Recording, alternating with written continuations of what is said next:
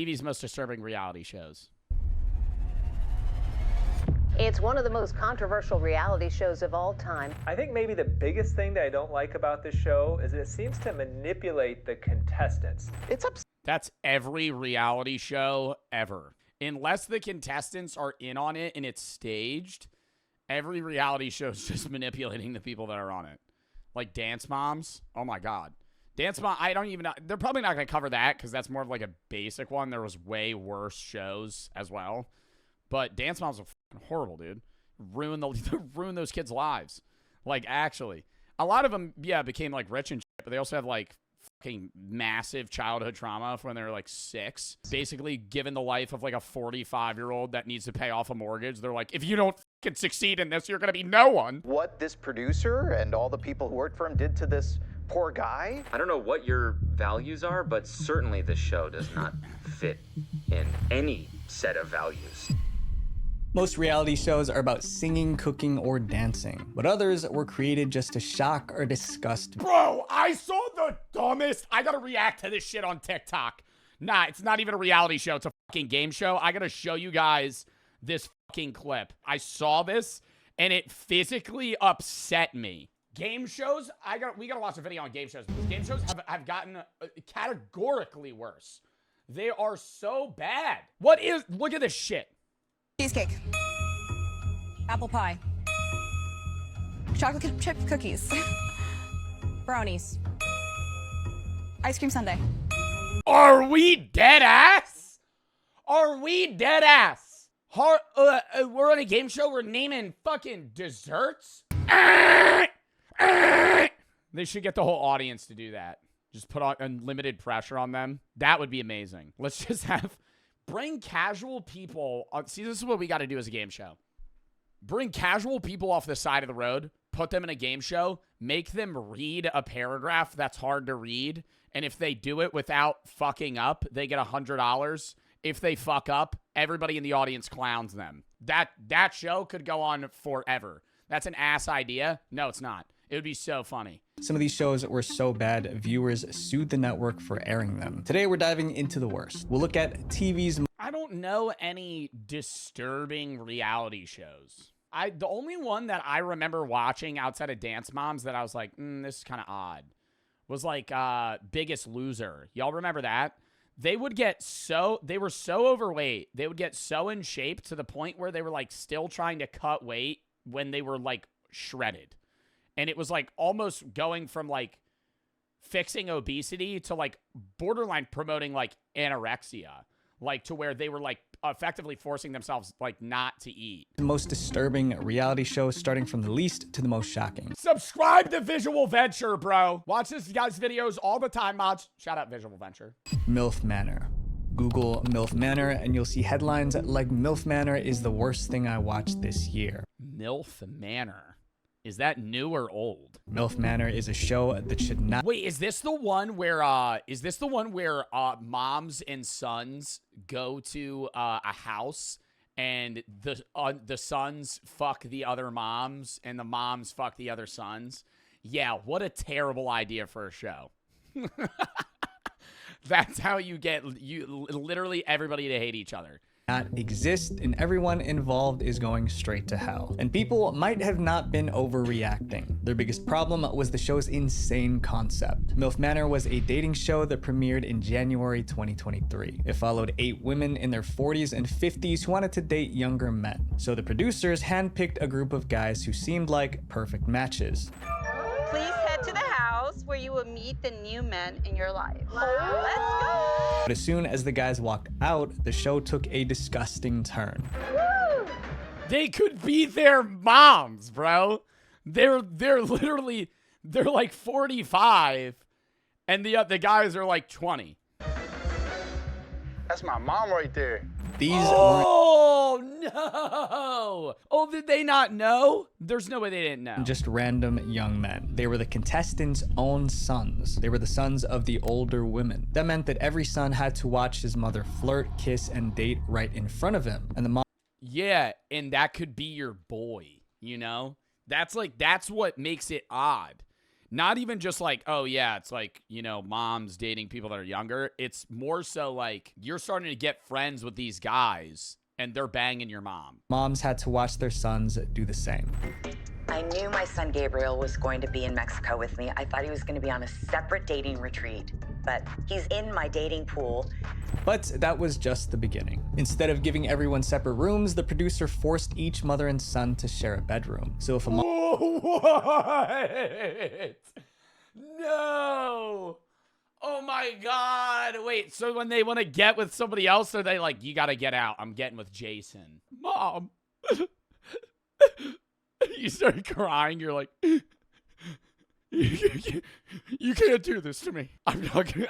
I start crashing out. One time with one of the other guys, she had to kick her son out. Viewers were horrified, calling the show demented and weird. However, for the mothers and sons on the show, the experience was worse. By the second episode, one of the sons was left legitimately traumatized after finding out what his mother did. The producers needed to keep the show exciting, so in every episode, contestants were forced into awkward challenges. I understand that.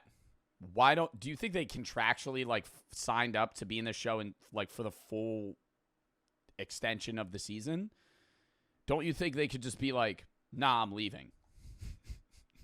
In episode 2, they had to guess each other's inappropriate secrets. Ooh, with your mom in the room? That meant that sons had to sit there and listen to their mom's bedroom experiences and vice versa. Obviously, I would rather you fucking individually pluck out all of my hairs. I would rather you one by one just pull out all of the hair out of my body. During the challenge, one of the moms confessed to doing something with her son's best friend. What? No, why would she say that?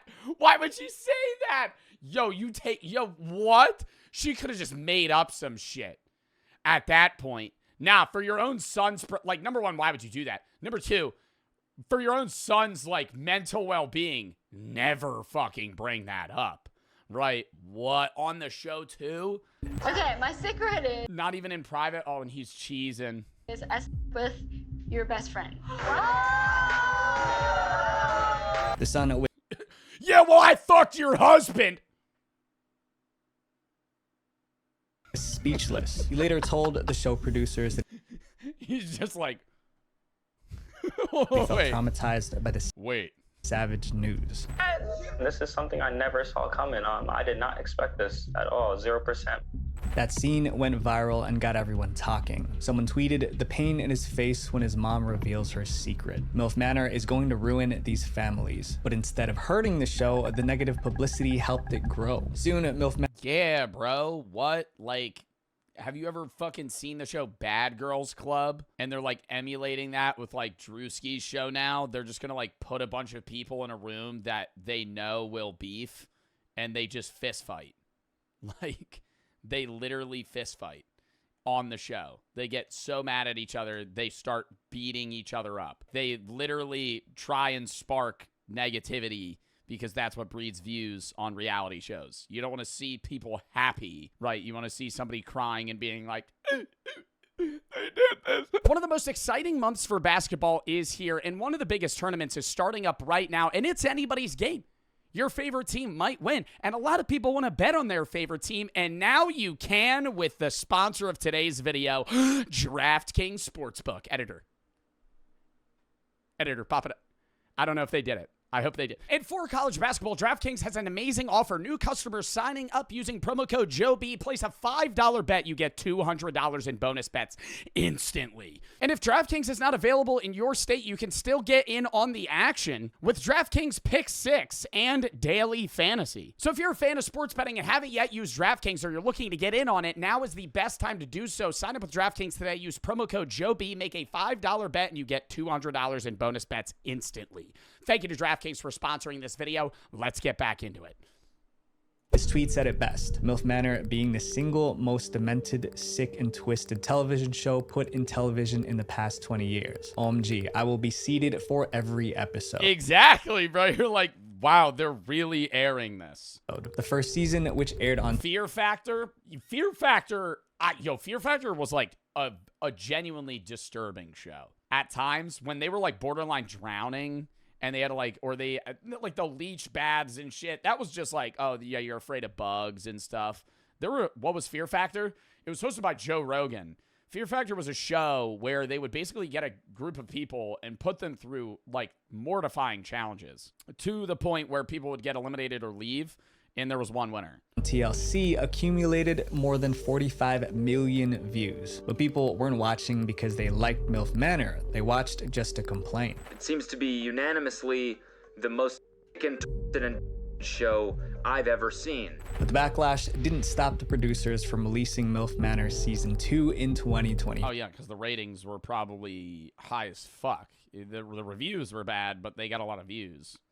This time, the single women were pursued by younger men and their fathers. Still weird, but in a... Wait, what? This time, the single women were pursued by younger men and their fathers. So it was different women, still MILFs, but the sons and the dads are trying to get with them at the same time. So you're competing with your father to get in a relationship. Still weird, but in a different way. Milf Manor has a 14% rating on Rotten Tomatoes. And although it hasn't been... What critic is reviewing Milf Manor 2? And although it hasn't been confirmed, there's a chance Milf Manor Season 3 is already in the works. The show was a train wreck, but the worst part, these women had no control over their privacy. And that's not just a reality TV problem, it is an internet problem. Data brokers... I love you, Visual Venture. I'm sorry. Went ahead and... I'm leaving a like on the video. I'm not watching the ad. Kid Nation. In 1954, someone wrote a book Oh my God, we watched it. No, we watched a video about this shit. Kid Nation? Bro, this... Hey, it's a fucked up show. If you made this show now, people would watch it. People would watch it. What happened? They basically just threw a bunch of kids in a town and said, figure it out. And then just left. And they had to like... fend for themselves. To survive without adults. It was called Lord of the Flies. In a story, a bunch of kids decided to create their own society on an island. But before long, everything falls apart. They start killing each other. They turn on each other and their society descends into chaos. So everyone was shocked when CBS announced a reality show about kids building their own society. They called it Kid Nation. And no surprise, it was a complete disaster. Welcome to Kid Nation. Kid Nation was filmed in an empty town in New Mexico. 40 of America's smartest children were dropped off and told to run the town for 40 days. There were no adults to help them, just a camera crew who stayed out of the way. The kids were between the ages of 8 to 15. Imagine a world with no adults. Just 40 kids with a chance to build their own society. Our work is cut out for us. City kids, country kids. Swear to God, this would end with like public execution if you just left. Like, if you dropped 40 kids off in the middle of a desert and gave them, like, 3 months and just left, they would have, like, genuine uprisings that would take place. They would kill each other. At first, it felt like an adventure. The kids were in charge, making their own rules. I'm not going to be with my parents. There's no adults. And I think I'm going to die out here because there's nothing. Oh, my God. Oh, my God. Why did they put this kid on the show? Did Jimmy want to come out here? I think I'm going to die out here. It's pretty hot.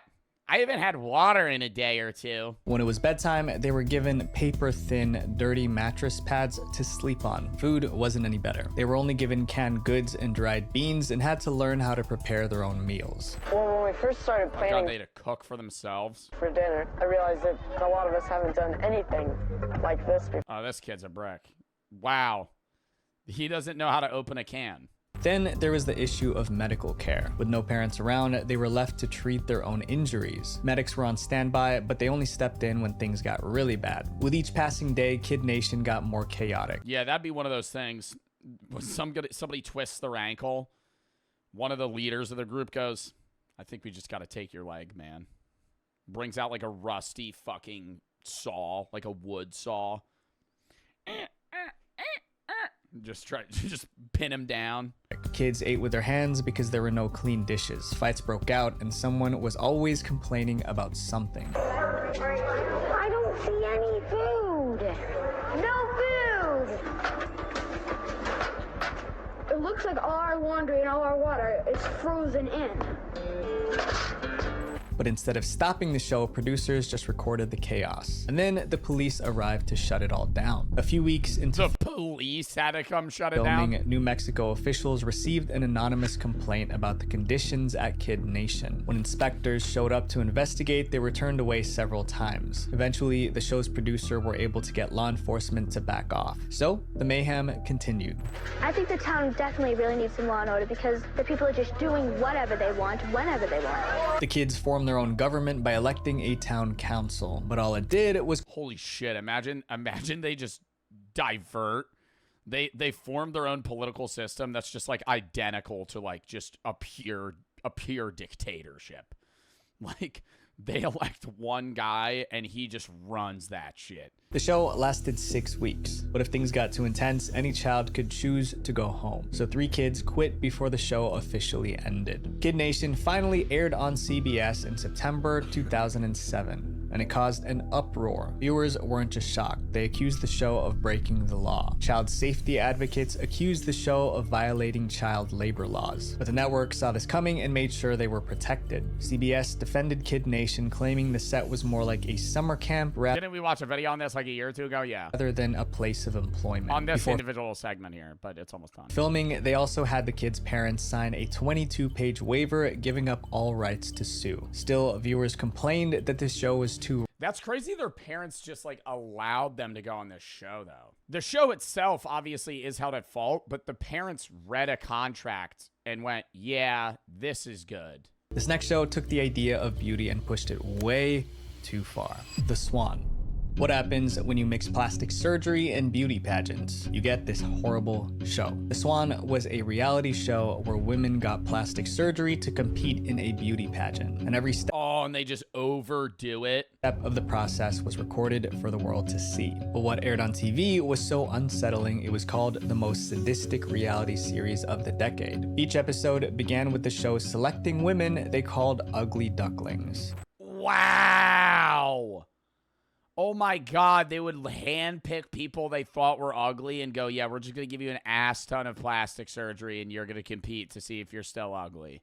I've got hair. I feel completely I've got hair. Unbearably disgusted with myself. But that's so, my God, and they're just like panning towards her insecurity. Like, she's not ugly, bro. You know, like fix your hair, right? Just style your hair differently. Get different glasses. A lot of shit, dude. It's like, number one, you should really just, you know, at the end of the day, love yourself. You can work to fix yourself in whatever way you deem fit, but at the end of the day, do it just because you want to, not because you're like just shitting on yourself constantly. On top of that, a lot of things that people deem as unattractive can literally be changed with like style and just how you present yourself. The biggest part of their transformation involved plastic surgery. Women went under the knife for dramatic transformations, going from ugly ducklings, that's the phrase the show used, to beautiful swans.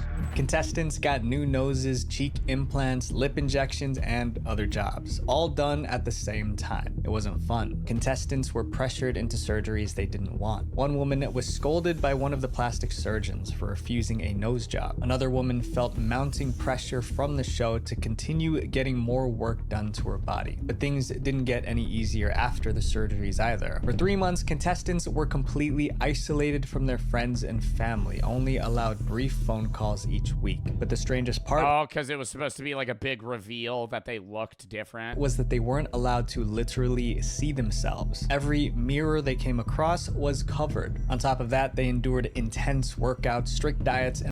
Wow, that probably causes just a massive, like, consciousness shift. When you don't see yourself for 3 months, that's not really that big of a deal if you're not getting any work done, but you wouldn't even recognize yourself. And therapy sessions. If they didn't keep up, the coaches would tear into them. One contestant was harshly scolded just for ordering cream cheese. It was the only upside of this, and I'm not promoting plastic surgery, but I'm saying if they were gonna get this shit done anyway, the only upside is that the show is basically covering the cost of your surgeries. Complete emotional shock. At the end, they probably don't even really get paid. Of the 3 months, their final transformation was revealed. It was like going to bed and waking up looking like a different person. Bro, they literally don't look the same. No way. Oh my God. And what if they don't like how they look after, though?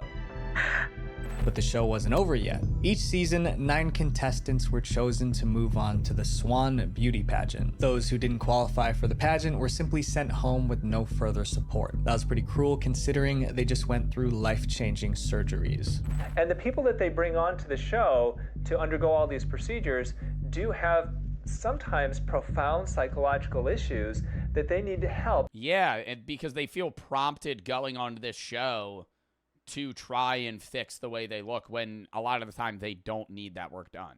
If you want to get plastic surgery, that's entirely up to you, right? Like, it's your choice what you want to do with your body. But a lot of people take that shit way too far. And it's really, I think, a big thing that I remember being told, I don't remember who told me this, is if you don't give a shit about, I think it might have been fucking like either a family member or an influencer said this. If you don't care how you look, if you're alone, like if you're comfortable with the way you look or specific parts of yourself when you're alone, then you shouldn't give a shit about it around other people. If it's something that bothers you when you're around no one and you sit there and think to yourself, hey, if I was never with anybody ever again, this would still upset me, then it's something where it's like, yeah, you need to get that change, right? Like if you're out of shape and you want to be healthier, right? Like that's one of those things. But if it's just like, oh, I don't like how my nose looks, but it doesn't bother you if you're not around anybody and you look in the mirror and it's not really that big of a problem, then it's not a big deal. Some contestants later said they struggled with depression after the show ended, but the show didn't care. They focused on the women who made it to the Swan pageant, and for those women, well, things didn't get any better for them either. Instead of celebrating each contestant's journey, the show turned their transformations into a competition, adding more pressure to an already stressful experience. And we've been, relying. And it's further ingraining in their insecurities that they have to look better than the people around them. All of a sudden, they're going to pit us against each other, not by our choices. The Swan pageant was a standard beauty contest with categories like evening gown, swimsuit, and lingerie. Whoever was considered the most transformed woman at the end was crowned the winner.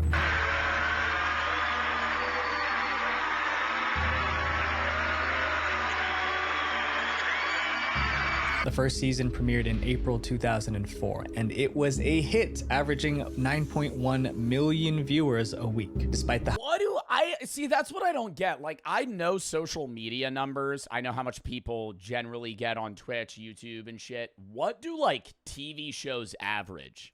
Like, cable TV? Obviously, this is 2004. Does cable TV still get views? Because there are, like, 9 late-night TV shows.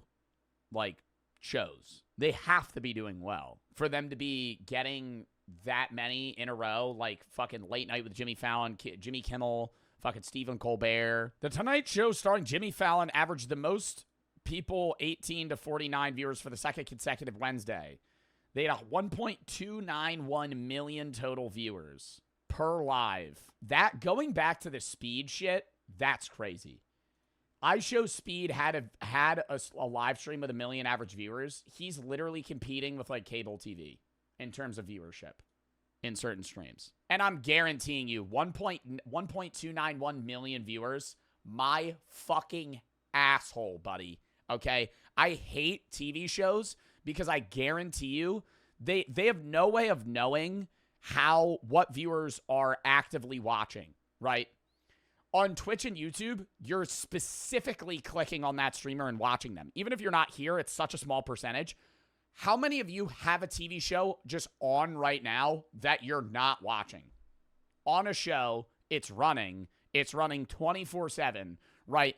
And that's counting as a view. In the middle of the night, you're watching Late Night with Jimmy Fallon. You're not actually sitting there looking at Late Night with Jimmy Fallon. I'm telling you right now, Late Night with Jimmy Fallon, 1.29 million viewers, fucking 500,000 of them aren't even paying attention. After 2 seasons of non-stop criticism, The Swan was canceled. But as time passed, its reputation only got worse. Entertainment Weekly ranked it the worst reality television show ever produced. This next show wasn't just deemed disturbing by the public. I think we can all agree that the premise itself was meant to be as shocking as possible. My Strange Addiction. Oh, nah, this shit's fake. Nah, that shit's fake. Yo, we used to watch the TLC videos on stream, like, all the time. I have old YouTube videos of me watching My Strange Addiction. Every episode of My Strange Addiction was either tragic, creepy, or shocking. Oh, the dude that fucked his car. Nah, that one. That one. I don't even think that's an addiction. That's an addiction. That's just like he has like a weird fetish for cars. The show traveled across the country searching for people with the strangest addictions imaginable. The producers didn't want common struggles like gambling or substance use. They wanted Oh yeah, that would just be a sad show. Addictions that would shock viewers to the core. And for 6 seasons, My Strange Addiction delivered exactly that, showcasing the strangest addictions ever seen on TV. One of the most unforgettable episodes followed a woman— This is the Ashes woman. —named Cassie. She recently lost her husband, and in her grief, she became addicted to eating his ashes. First, I lick my finger. Yeah, like a fucking fun dip. There's no way she. How do you even get the curiosity to do this? Then there was Nathaniel, who was in a romantic relationship with his car. He kissed the car, took it on dates, and even got intimate with it. Love you, baby. It was love at first sight. His body and then his interior and everything just together just seemed to fit. And I just felt an instant connection. Some addictions were more about appearances. One man spent thousands of dollars on surgery to look like a celebrity. To look like teenage Justin Bieber. Then there was a woman who ate beds, literally. No, bro. That, I don't know. That one might be real. Because she showed it in the toilet. Because your body doesn't digest that shit. So she was just like eating mattress foam and then pooping it out. With each episode, the addictions got stranger and more shocking. But then one addiction was so bizarre that viewers started to wonder if the entire— Oh, drinking, sniffing gas. No, sniffing gas. I get that. Smell of gasoline. Whew. Smells good. It does. It does. You shouldn't smell it. Really bad. Gas smells nice. You pull up to a fucking gas station, smell diesel. Ugh. Entire show is fake. In season 3, episode 27, a woman appeared on the show with a not so— You know what's crazy is I'll smoke weed, but if I ever go past a car that has really bad like black smoke emissions, I hold my breath when I drive by it. Because I can't be inhaling that, you know? It's bad for me. It's bad for me. Meanwhile, somebody's like, hey, do you want to smoke this? I'm like, yeah, I'll just inhale smoke directly in my lungs. This episode was so outrageous it made people start— It's odd, bro, it's fake. —asking questions. A core user wrote, can someone actually drink gasoline daily without ending? I just can't believe she's walking and talking normally. This has to be fake, right? That person— Yeah, you would literally die. Person wasn't alone. On Reddit, there was a whole conversation about if the show was fake. I mean, how could someone eat a mattress and not end up in the hospital? And that led to an even bigger question. If these addictions were real, was the show actually helping anyone, or just using their struggles for entertainment? Most shows about addiction try to help people recover. My Strange Addiction didn't. It just filmed their struggles and moved on. The show pretended to care. Toward the end of the show, a therapist is usually brought in to assess the addiction and advise on the best course of action for the individuals to take. What the fuck? You're not there's no expert professional to tell somebody to stop eating a mattress. Like you could be an expert in like handling drug addiction, and maybe you'll be able to give them some generic advice. But if you're like, I eat my husband's ashes, it's just like, you probably shouldn't do that. You should stop doing that. What else is the guy gonna say? After 6 seasons, My Strange Addiction ended in 2015. Till today, clips from the show still go viral, but no one can answer the biggest question. Were the addictions on the show real, or was the entire show— Some of them seemed more real than others. I remember there was one where it was like a lady that was addicted to eating cornstarch, and that's like something that people do. This next show was built on a foundation of lies and deception. Scare Tactics. From 2003 to 2013, Scare Tactics aired 114 episodes. Is this just like a different version of Fear Factor? And in every single one, the goal was the same: to terrify people like never before. It was a hidden camera show that lured people into terrifying situations. They thought they were being hunted by monsters, abducted by aliens, or haunted by ghosts. And it was their own friends and family that set them up. Each episode began with a setup. Well, I wanted to set up Ryan tonight on Scare Tactics because I don't know, man. If a show came to me and they were like, do you want to scare your boy? We're going to make him think that a ghost is haunting him. I'd probably be like, yeah. The show went all out, using actors, costumes, and special effects to make everything feel real. The prank always started with something normal, like a job interview Joey Diaz or a car ride. Then suddenly things took a terrifying turn. No. I have nothing to do with it. You want my formula? You want my formula? And just when the victim was about to lose it, the actors dropped the iconic line, "You're on scare tactics." Because you're on scare tactics. Are you? Is that kid dressed up? Is that somebody dressed up as a gnome?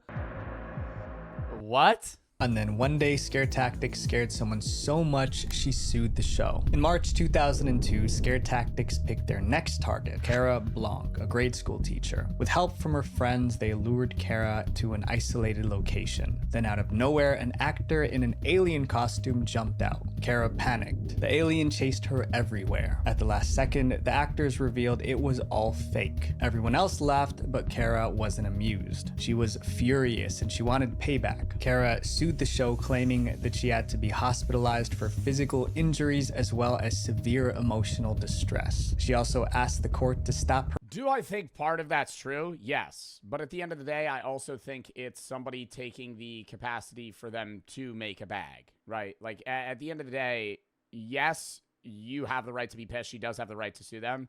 But it's also like, you're able to get the money, you know, you would get the money. In the end, Scare Tactics paid Cara a low 7-figure sum and her Millions?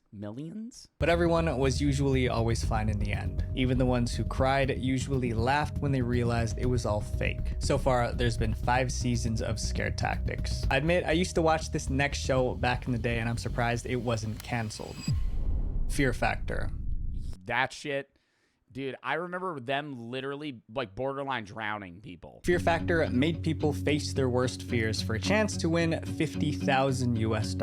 But these weren't ordinary fears, they were extreme. You're gonna climb that 110-foot tower, you will walk to the edge of the platform, and you will leap from the edge, grab a hold of that cargo net. You'll be jumping twice your body length. Even the host, Joe Rogan. Bro, they would do some shit where it'd be like, you're gonna take a bath full of leeches.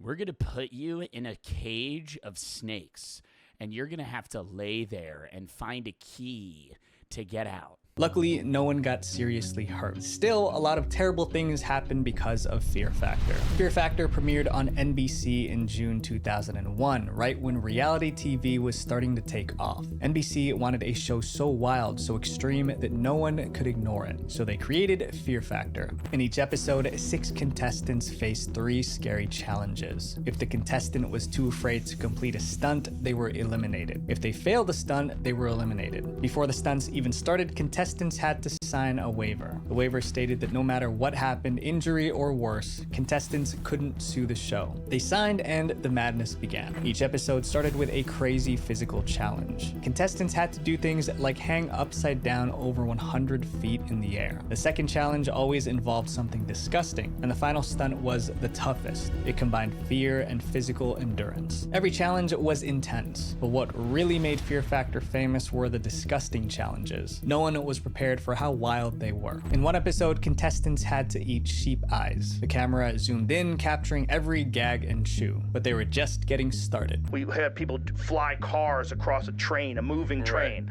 Okay, there's risk involved in that, right?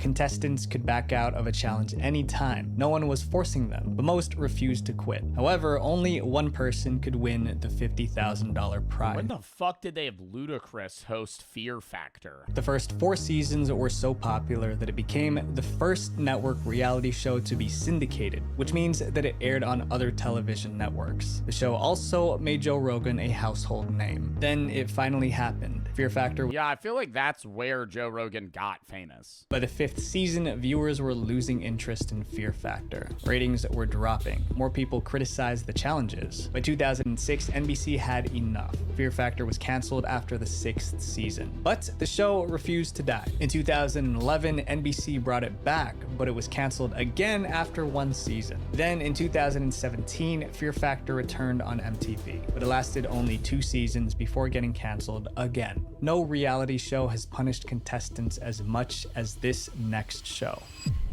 Susunu Denpashon.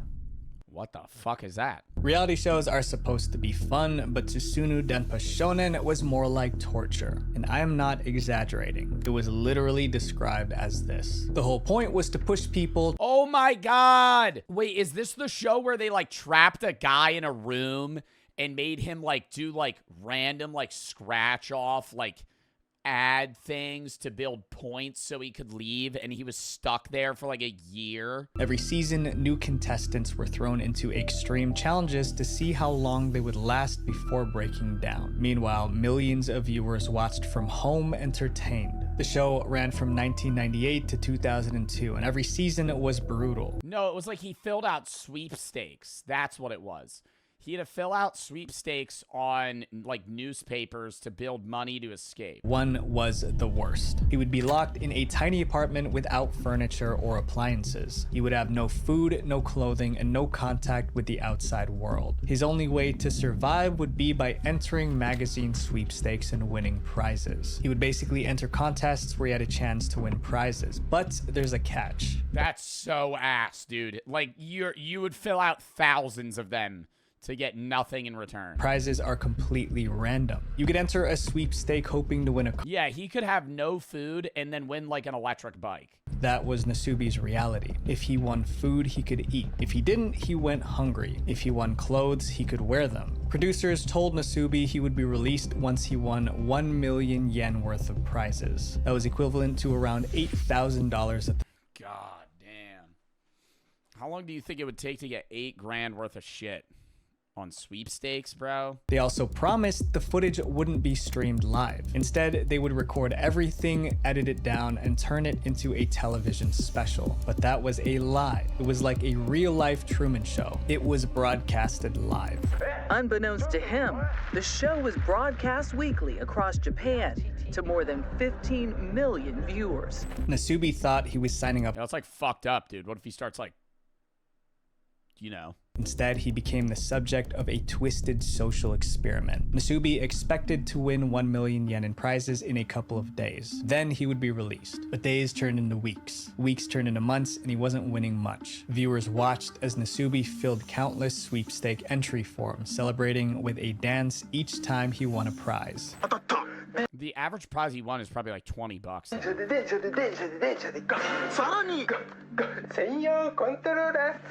Unfortunately, most of his prizes were bizarre or useless in his situation, like a tent too large to unfold in his room or a bicycle without any space to ride. He barely won food. He sometimes went days without eating, and when Nasubi finally won a piece of meat, he was overjoyed.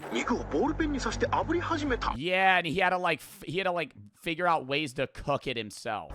I wonder how much they had to pay him for this.